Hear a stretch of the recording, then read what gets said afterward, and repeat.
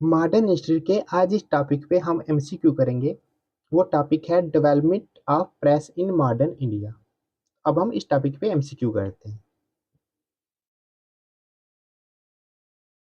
अब इस क्वेश्चन में हमें ये पूछा हुआ है, जो रॉन्ग मैच है वो हमें बताना है, नॉट करेक्ट है यहाँ पे, वो हमें बताना है। तो पहला अगर हम देखें बी आर अम्बेडकर, तो इनका जो है इंडिपेंडेंट ऐसा कोई भी ना, इनका कोई न्यूज़पेपर है इस नाम से, ना ही कोई इनका ओवर बार क्या कोई, ये रॉन्ग हो जाता है। दूसरा बाल गंगाधर तिलक, तो इनका केसरी नाम का एक न्यूज़पेपर था। एनी बेसेंट, इनका एक न्यू इंडिया ये न्यूज़पेपर था इनके नाम का, ये भी करेक्ट स्टेटमेंट है। लास्ट है दादा भाई नेहरू जी, इनका राष्ट्र गुफ्तर, ये भी इनका वर्क है। तो हमें यहाँ पे नॉट करेक्ट पूछा हुआ है, तो इसलिए फर्स्ट वाला करेक्ट नहीं था, तो हम इसको मार्क करेंगे। ऑप्शन ए जो है सही हो जाता है। नेक्स्ट क्वेश्चन है, अब यहाँ पे हमें वो बताना है जो करेक्ट मैच हो, जो करेक्ट मैच हो। तो महात्मा गांधी का कोई भी ऐसा इनका वर्क नहीं है जिसका नाम मोग नायक हो, ये वाला रॉन्ग हो जाता है। तो हमें यहाँ पे करेक्ट बताना है। बाल गंगाधर तिलक, यंग इंडिया इनका नहीं है, वो एनी बेसेंट उनका था।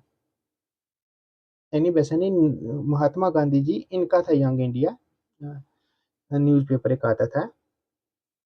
एनी बेसेंट इनका कॉमनवेल्थ इनका सही है, कॉमनवेल्थ जो है वो एनी बेसेंट का है, तो ऑप्शन सी जो है हमारा करेक्ट हो जाता है। नेक्स्ट क्वेश्चन है, to whom commonwealth is related. तो कॉमनवेल्थ जो था वो एनी बेसेंट इनके रिलेटेड था। यहाँ पे आंसर नहीं, एमसीक्यू में यहाँ पे ऑप्शन नहीं दिया हुआ है, तो एनी बेसेंट ये वाला जो नाम है इनका न्यूज़पेपर था कॉमनवेल्थ। हाँ, तो यहाँ पे ये दिया भी हुआ है, कॉमनवेल्थ करेक्ट हो जाते हैं। नेक्स्ट क्वेश्चन है, विच of the following is correctly match. तो एनी बेसेंट, हमें करेक्टली मैच जो करेक्ट है वो बताना है। तो क्या एनी बेसेंट जो है इनका कोई न्यूज़पेपर था यंग इंडिया नाम से, वो तो महात्मा गांधी जी का था, एनी बेसेंट का नहीं था, ये रॉन्ग हो जाता है। महात्मा गांधी इनका न्यू इंडिया, तो न्यू इंडिया जो था वो एनी बेसेंट का था। न्यू इंडिया एंड कॉमनवेल्थ ये एनी बेसेंट इनका था। बाल गंगाधर तिलक, तो केसरी जो था वो केसरी न्यूज़पेपर वो इनका था, बाल गंगाधर तिलक इनका। तो यहाँ पे हमें करेक्ट ही पूछा हुआ है, जो करेक्ट है वो बताना है, तो ऑप्शन सी हमारा करेक्ट हो जाता है।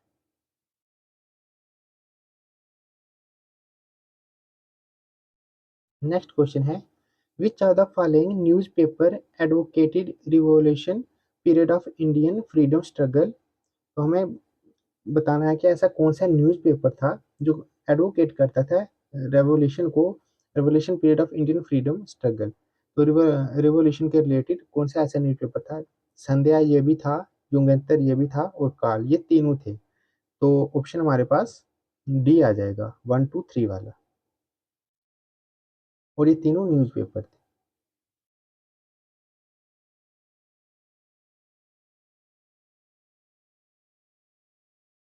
नेक्स्ट क्वेश्चन है, which are the following were the two newspaper published by Annie Besant. तो इनके द्वारा दो न्यूज़पेपर थे, वो कौन कौन से थे।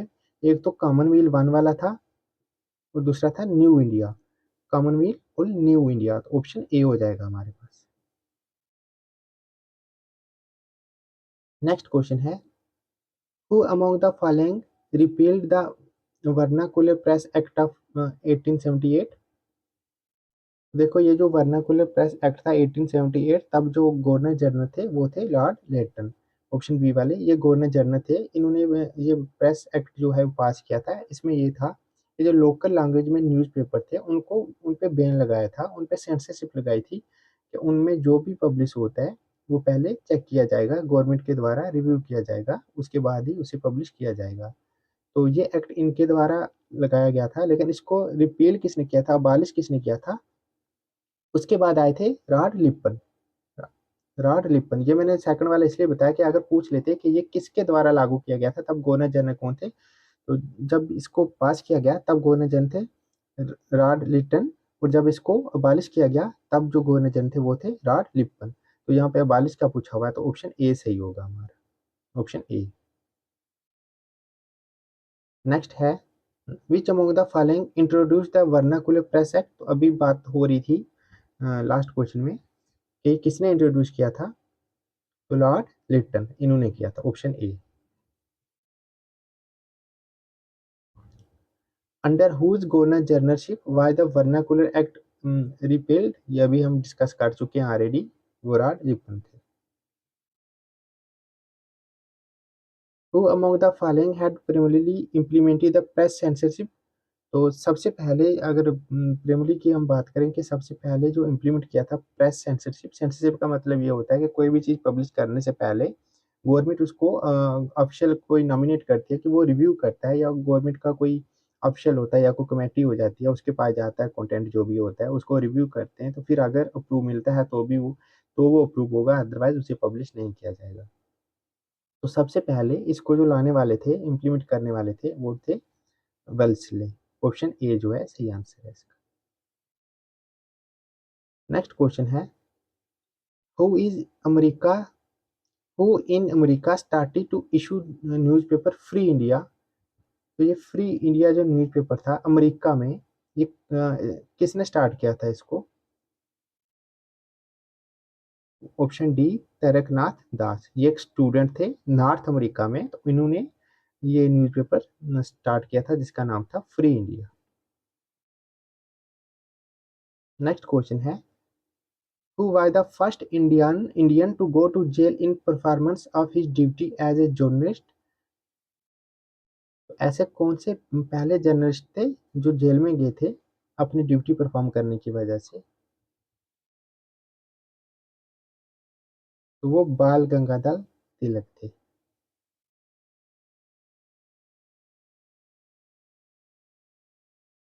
द फर्स्ट हिंदी न्यूज़पेपर जिसका नाम था उदत मर्तंड, ये लॉन्च किया गया था 1826 में, ये कहाँ से पब्लिश हुआ था, कौन सी जगह से इसको पब्लिश किया जाता था, कहाँ पे इसका सेंटर था, क्या नाम है इसका, उदत मर्तंड, ये हिंदी न्यूज़पेपर था, तो ये कलकत्ता से पब्लिश होता था, कलकत्ता से। नेक्स्ट क्वेश्चन है, in which one of the following language was the first issue of the journal Ghadar published, Ghadar जिसका ये उर्दू वर्ड है जिसका मीनिंग होता है रिवॉर्ड, इस नाम का जो पेपर था वो सबसे पहले जो पब्लिश हुआ था वो कौन सी लैंग्वेज में हुआ था, तो जिस लैंग्वेज का ये वर्ड है उसी लैंग्वेज में हुआ होगा, उर्दू लैंग्वेज का वर्ड है तो उर्दू लैंग्वेज में ही हुआ था। तो अगर इसकी लोकेशन पूछी जाए तो यूएसए में फ्रांस की हुई, वहां से इसको इशू किया गया था।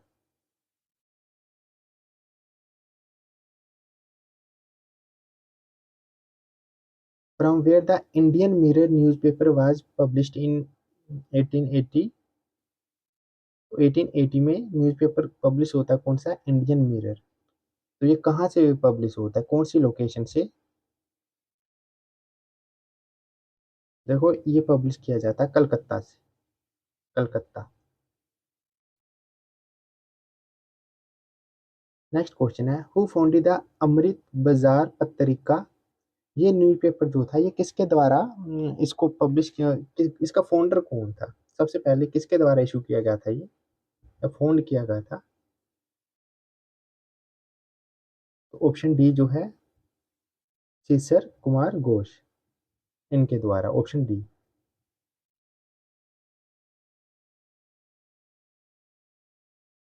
नेक्स्ट क्वेश्चन है, the journal Ghadar of Ghadar party was a, ये जो था ये कब रिलीज होता था, या फिर उसका क्या महीने में एक बार होता था, या 15 दिनों में एक बार होता था, या एक वीक में एक बार होता था, या फिर डेली होता था, तो ये वीकली था, एक वीक में एक बार इसे पब्लिश किया जाता था, ऑप्शन सी।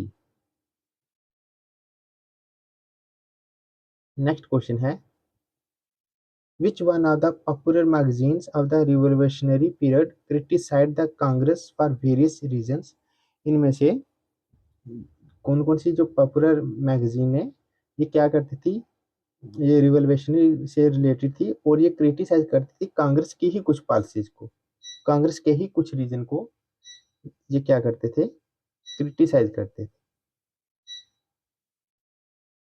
तो ये सभी न्यूज़पेपर, बंगावासी, काल, केसरी। ये तीनों, तो ऑप्शन आ जाएगा डी हमारे पास।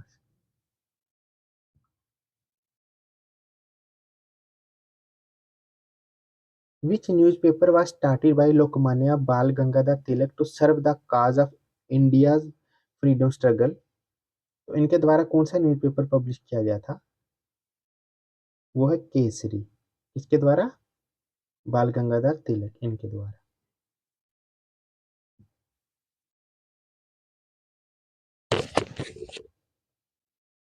नेक्स्ट क्वेश्चन है,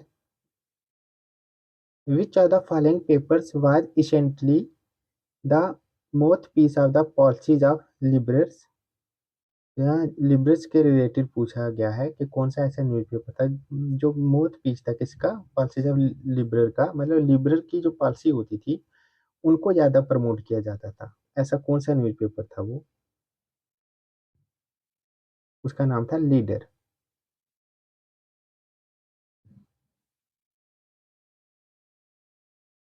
who among the following starting the newspaper Som Prakash? तो सोम प्रकाश न्यूज़पेपर किसके द्वारा स्टार्ट किया गया था?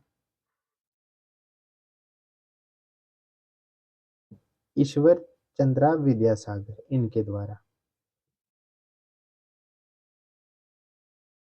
The first editor of the journal Indian opinion was? तो इसके फर्स्ट एडिटर पूछे गए हैं कौन थे किसके? इंडियन ओपिनियन के। वो थे मनसूका नजर।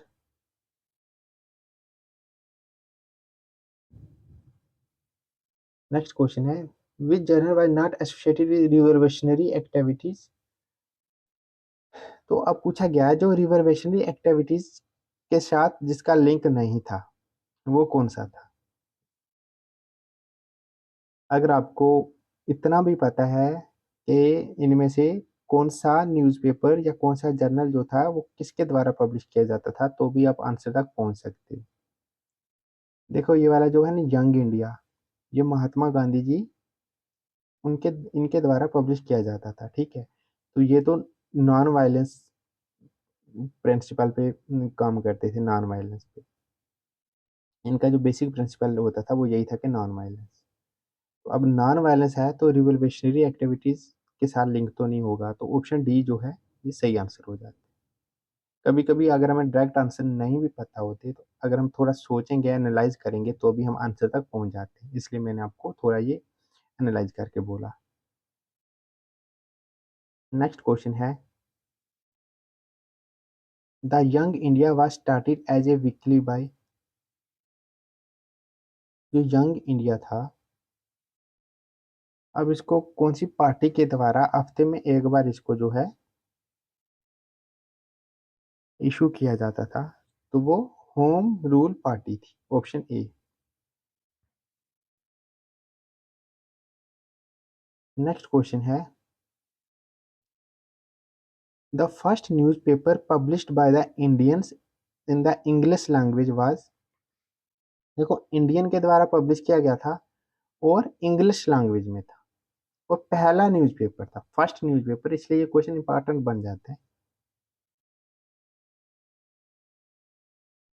इसका सही आंसर है option A, Hindu पीट्रेट।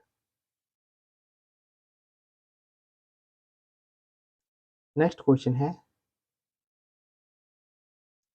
which are the following newspapers used to be published from Patna? तो इनमें से कौन सा ऐसा न्यूज़पेपर है जो पटना से पब्लिश किया जाता था?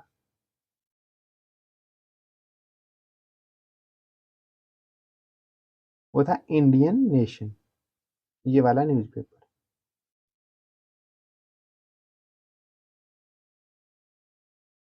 नेक्स्ट है, who affiliated himself with the English journal Vande मातरम?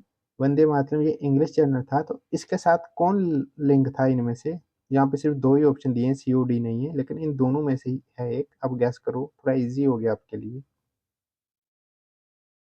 वो थे अरविंद घोष, ए इसका सही आंसर है। Answer A, Arvind Ghosh. Next question है, the English newspaper Independent was associated to? जो इंडिपेंडेंट न्यूज़पेपर था ये किसके साथ लिंक था?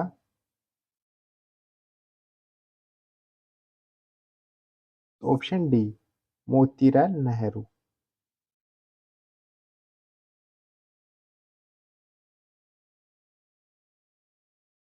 The Swadesh Vahini was edited by, ये न्यूज़पेपर है, ठीक है, इस न्यूज़पेपर का नाम है स्वदेश वाहिनी। तो ये एडिटेड किसके द्वारा किया जाता था? रामकृष्णा पिल्लाई, इनके द्वारा। हरिजन वाज स्टार्टेड बाय, सबसे पहले तो हरिजन एक न्यूज़पेपर था, या जर्नल बोलें या न्यूज़पेपर बोलें, ठीक है। तो ये किसके द्वारा स्टार्ट किया जाता था, स्टार्ट किया गया था? वो गांधी जी के द्वारा।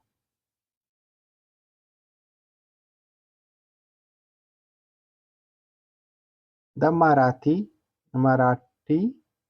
फोर्टनाइटी बहिष्कृत भारत वाज स्टार्टेड बाय, बहिष्कृत भारत ये भी एक न्यूज़पेपर था जिसको 15 दिनों में एक बार पब्लिश किया जाता था और महीने में 2 बार।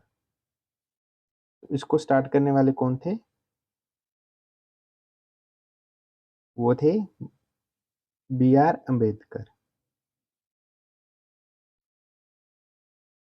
नेक्स्ट क्वेश्चन है, the first issue of a weekly paper Harijan started by Gandhi ji was published February 11, 1933 from which of the following cities? तो हरिजन जो था ये वीकली पेपर था, ये गांधी जी के द्वारा स्टार्ट किया गया था।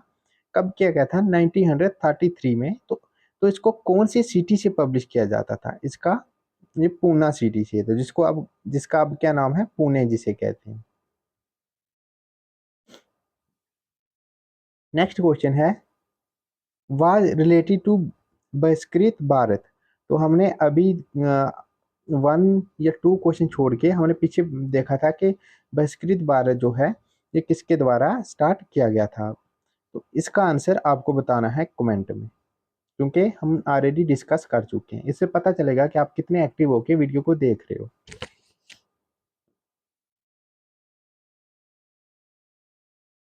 नेक्स्ट क्वेश्चन है,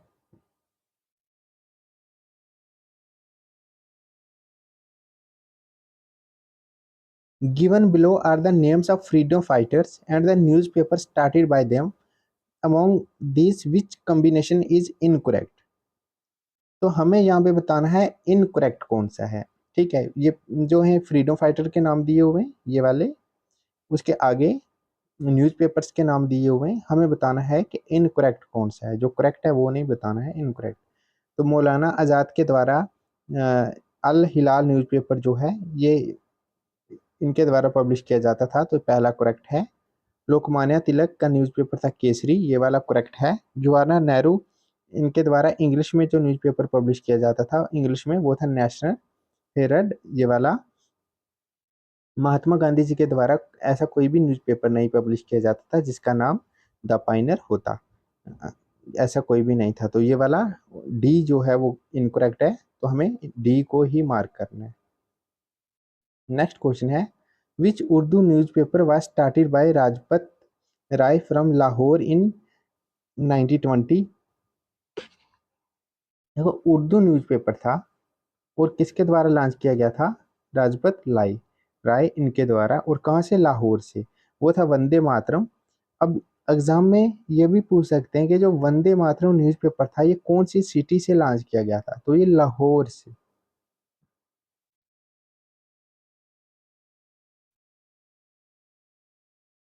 विच of the following pair is not correctly match. तो हमें बताना है कि यहाँ पे कौन सा रॉन्ग है, जो वो बताना है।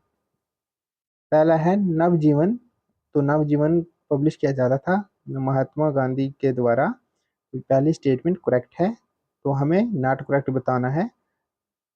स्वराज्या ये टी प्रकाशम इनके द्वारा, ये भी करेक्ट है। पराबत ये एनसी कलकर इनके द्वारा लॉन्च किया जाता था, ये पेयर भी करेक्ट है। कौमी आवाज़, ये देखो कौमी आवाज़ जो है ये पंडित जवाहरलाल नेहरू इनके द्वारा उर्दू लैंग्वेज में पब्लिश किया जाता था, ये वाला न्यूज़पेपर। तो इसलिए ऑप्शन डी जो है ये रॉन्ग हो जाता है। तो ऑप्शन डी को ही हम मार्क करेंगे। इसके साथ ही वो वाला टॉपिक हमारा प्रेस वाला कंप्लीट हुआ, उस पर हमने एमसीक्यू कंप्लीट कर लिए हैं। अब हम educational development in modern India, इस पे एमसीक्यू करेंगे। Education development in modern India.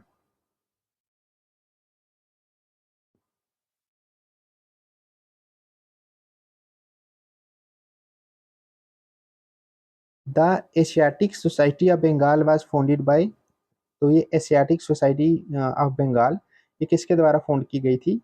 तो सर विलियम जोन्स इनके द्वारा। ऑप्शन ए जो है ये हमारा सही आंसर हो जाता है। नेक्स्ट क्वेश्चन है, the main reason for the British government to spend modern education in India during pre independence period was, तो जो ब्रिटिशर स्पेंड करते थे मॉडर्न एजुकेशन पे इंडिया में, तो उनका मेन रीजन क्या था? तो यहाँ पे लास्ट में ये भी लिखा हुआ है कि ड्यूरिंग प्री इंडिपेंडेंस कि 1947 से पहले, उसके बाद तो इंडिपेंडेंस मिल गई, उससे पहले जो ब्रिटिशर स्पेंड करते थे मॉडर्न एजुकेशन पे, उसका मेन रीजन क्या था? तो चलिए अब हम ऑप्शन देखते हैं। पहला ऑप्शन है the need for educated Indians in minor administrative post. तो ये वाला सही है। देखो क्या था, ईस्ट इंडिया कंपनी जो थी, अगर ये ब्रिटिश से इम्प्लाई लाती तो इनको डॉलर में ब्रिटिश के हिसाब से पे करते, तो ये इनको इम्प्लाई जो है वो एक्सपेंसिव पड़ती, इन पे ज़्यादा इनको स्पेंड करना पड़ता। तो यहाँ पे जो छोटे छोटे डिपार्टमेंट थे, तो वहाँ पे जो पोस्ट थी, देखो हाई पोस्ट तो वो ब्रिटिशर इन्हीं को ही देते थे, जो ब्रिटिशर होते थे उन्हीं को, इंडियंस को नहीं देते थे हाई पोस्ट। जो माइनर पोस्टें होती थी एडमिनिस्ट्रेटिव डिपार्टमेंट में, माइनर पोस्टें वो देते थे लोकल इंडियंस को। तो उसके लिए ये एजुकेशन पे स्पेंड करते थे ताकि थोड़ा बहुत ये जान सकें। उसके बाद जैसे क्लर्क की जॉब होगी, फोर्थ क्लास होगी, तो ऐसी जॉब्स जो थी वो देते थे ताकि कम खर्चे पे इनको हायर किया जाए। तो ऑप्शन ए जो है ये सही आंसर है। नेक्स्ट क्वेश्चन है, who among the following was the first to translate Kalidasa famous work. Kalidasa famous work जो था इसको ट्रांसलेट किया गया था किसमें? Shakuntala into English. हमें बताना है वो कौन थे। कालिदासा का फेमस वर्क था जिसका नाम था शकुंतला, तो इसको इंग्लिश में ट्रांसलेट किया था, तो वो सर विलियम जोन्स इन्होंने किया था। Option B. Charles Woods dispatch was related with which of the following. देखो ये 1854 में चार्ल्स वुड्स डिस्पैच कमीशन जो था इसको बनाया गया था। इसका ये काम था कि एजुकेशन के रिलेटेड था ये, कि एजुकेशन के रिलेटेड ये अपना जो है वो रिव्यू दे कि कैसे एजुकेशन सिस्टम होना चाहिए, उसमें क्या क्या इम्प्रूवमेंट लाना है, क्या करना है। तो एजुकेशन के रिलेटेड था ये। Option A. नेक्स्ट क्वेश्चन है, which act of British government granted ₹1 lakh for education in India for the first time. इनमें से कौन सा ऐसा ब्रिटिशर का एक्ट था जिसमें उन्होंने अनाउंस किया था कि अब 1 लाख रुपीज दिए जाएंगे इंडियन को एजुकेशन के लिए, इंडियन की एजुकेशन पे स्पेंड किए जाएंगे। तो वो था charter act 1813। Option B.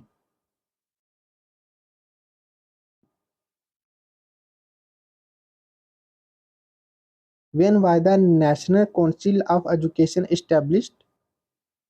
National council of education कब एस्टेब्लिश की गई थी? वो 15 अगस्त 1906। 1905 में क्या हुआ था, बंगाल का पार्टीशन हुआ था, उसके बाद स्वदेशी मूवमेंट लॉन्च हुई थी, बाइकआउट किया था ब्रिटिशर की हर एक चीज़ को। तो ब्रिटिशर के जो स्कूल थे उनको भी बाइकआउट किया था। तो फिर जो नेशनल काउंसिल ऑफ एजुकेशन था ये स्वदेशी मूवमेंट में अपना बनाया गया था कि अब जो है वो एजुकेशन भी इंडियन ही देंगे इंडियंस को, तो इंडियंस का अपना जो है वो एजुकेशन सिस्टम होगा, तो ये इस्टेब्लिश किया गया था। ऑप्शन डी जो है सही आंसर है। नेक्स्ट क्वेश्चन है, in the Hunter commission report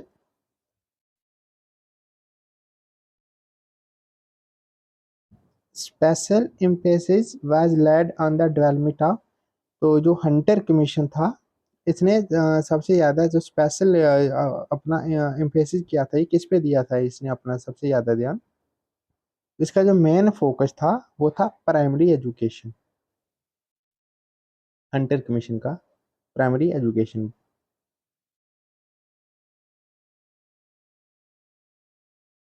When did the British government appointed Sadler University Commission for Reforms in Education?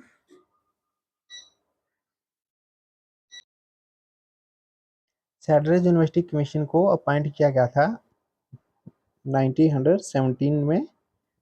तो इसका काम जो था सिर्फ वो यही देखना था यूनिवर्सिटी के रिलेटेड ही क्या रिफॉर्म करने चाहिए, तो वो देखना था इसका। ऑप्शन बी जो है ये इसका सही आंसर है। अब पूछा हुआ है कि ये सैडलर कमीशन किसका रिलेटेड था। हमने अभी देखा कि यूनिवर्सिटी रिफॉर्म किया, तो यूनिवर्सिटी रिफॉर्म एजुकेशन डिपार्टमेंट हुआ, तो ऑप्शन सी। नेक्स्ट है, during India's colonial period the theory of downward filtration was related to, downward filtration जो है वो एजुकेशन के रिलेटेड ही थ्योरी थी। इस थ्योरी में यह था कि कुछ मिडिल क्लास के लोगों को, कुछ को सिर्फ ब्रिटिश के द्वारा एजुकेशन दी जाएगी, और उसके बाद वो क्या करेंगे, अपने आगे जो बहुत सारे लोग होंगे सोसाइटी में अपने नीचे, उनको वो एजुकेशन देंगे, तो इसलिए इसका नाम पड़ा डाउनवार्ड फिल्ट्रेशन, डाउनवार्ड फिल्ट्रेशन। और ये डाउनवार्ड फिल्ट्रेशन जो थ्योरी थी ये सक्सेस नहीं हो पाई, ये फेल हो गया था ये सिस्टम। और इसका जो मेन रीजन था ना सक्सेस होने का वो था कास्टिज्म। जो कास्टिज्म का सिस्टम था उस वजह से ये डोनर फिल्ट्रेशन सक्सेस नहीं हो पाया।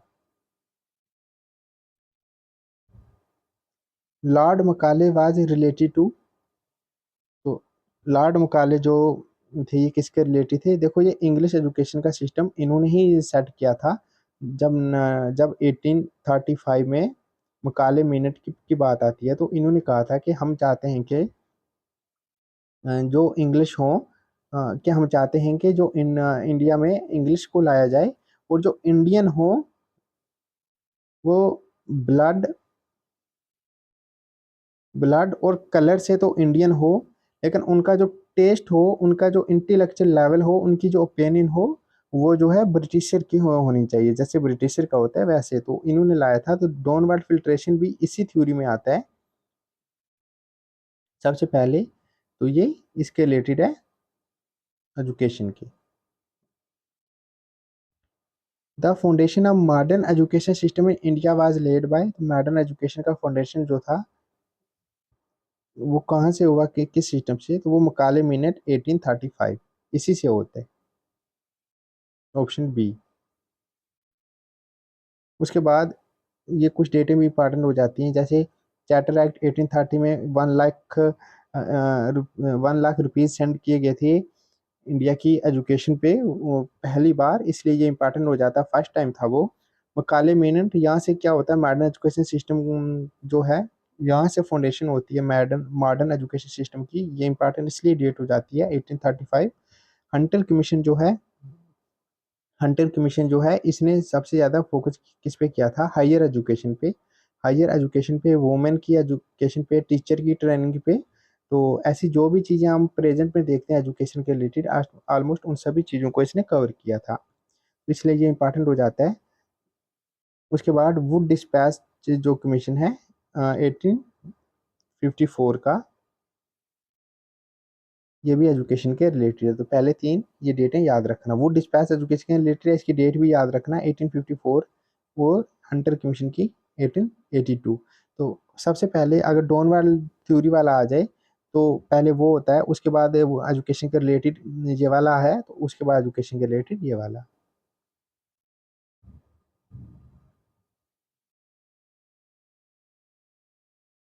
The propounder of filtration theory in India, India's education policy was, तो हमने देखा जो फिल्ट्रेशन थ्योरी थी तो उसका जो कंसेप्ट दिया था वो किसने दिया था, लॉर्ड मकाले ने, अभी हमने डिस्कस भी किया।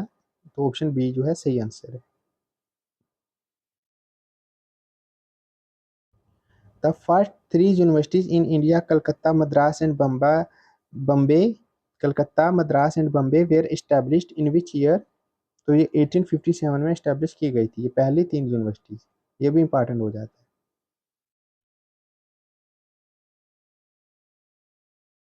इन whose reign was English education introduced in India, तो शार्ट में जिन्हें हम बोलते हैं लॉर्ड विलियम बेंटिंग। तो जब 1835 का जो ईयर था उस टाइम जो ये बातें चल रही थी, जैसे लॉर्ड मकाले मिनट, उसके बाद इंग्लिश को ऑफिशियल लैंग्वेज बनाना, इंग्लिश को इंट्रोड्यूस करना, तो जो एजुकेशन सिस्टम था उसमें भी इंग्लिश को कंपलसरी करना, ये सारी चीज़ें जब हुई थी तो उस टाइम जो गवर्नर जनरल थे वो थे Lord William Bentinck. Option A. Who was associated with the formation of the Deccan education society, Deccan education society किसके द्वारा फाउंड की गई थी, तो वो बाल गंगाधर तिलक इनके द्वारा।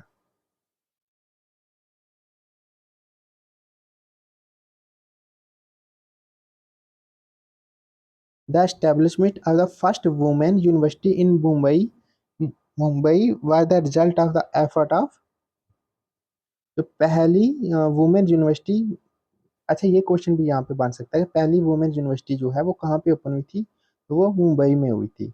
अब वो किसकी एफर्ट्स थी उसके पीछे, अगर ये क्वेश्चन आ जाए तो वो डी के करवी। ऑप्शन बी जो है ये नाम याद रखना, डी के करवी, इनकी एफर्ट्स की वजह से मुंबई में एक यूनिवर्सिटी ओपन होती है जो पहली वुमेन यूनिवर्सिटी थी।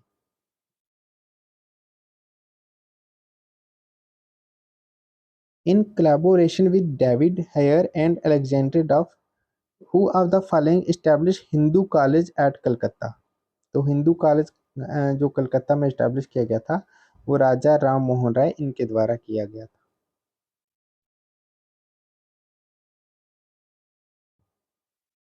विच of the following was established first, देखो यहाँ पे आपको डेट्स काम आती हैं, अगर आपको डेट्स पता होंगी तो ही चलेगा। तो इनमें से वैसे तो सबसे पहले जो स्टैब्लिश किया गया था वो था हिंदू कॉलेज कलकत्ता।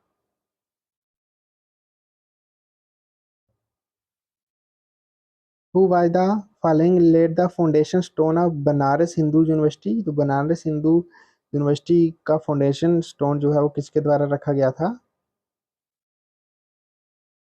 वो उस टाइम गवर्नर जनरल थे लॉर्ड हर्डिंग, तो इन्हीं के द्वारा है। Option C.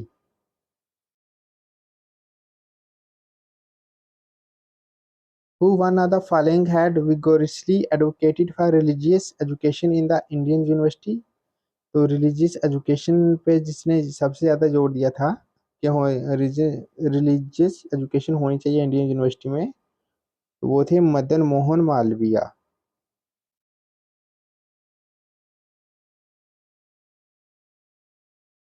Which one of the following was the first to be declared as central university, तो इनमें से सबसे पहले किसको सेंट्रल यूनिवर्सिटी डिक्लेयर किया गया था, तो वो बनारस हिंदू यूनिवर्सिटी ऑफ वाराणसी यही थी। Option C. Who founded first Sanskrit Mahavidyalaya at Varanasi, तो वो जोनाथन डुनकन इनके द्वारा।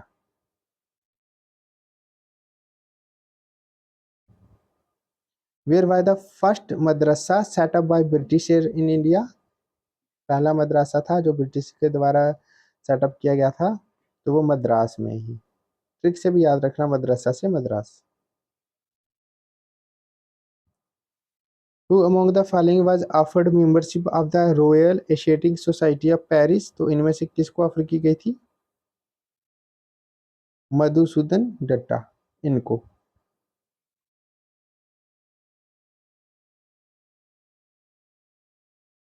Who among the following Englishman first translated Bhagavad Gita into English, तो पहले इंग्लिशमैन थे चार्ल्स विल्किंस।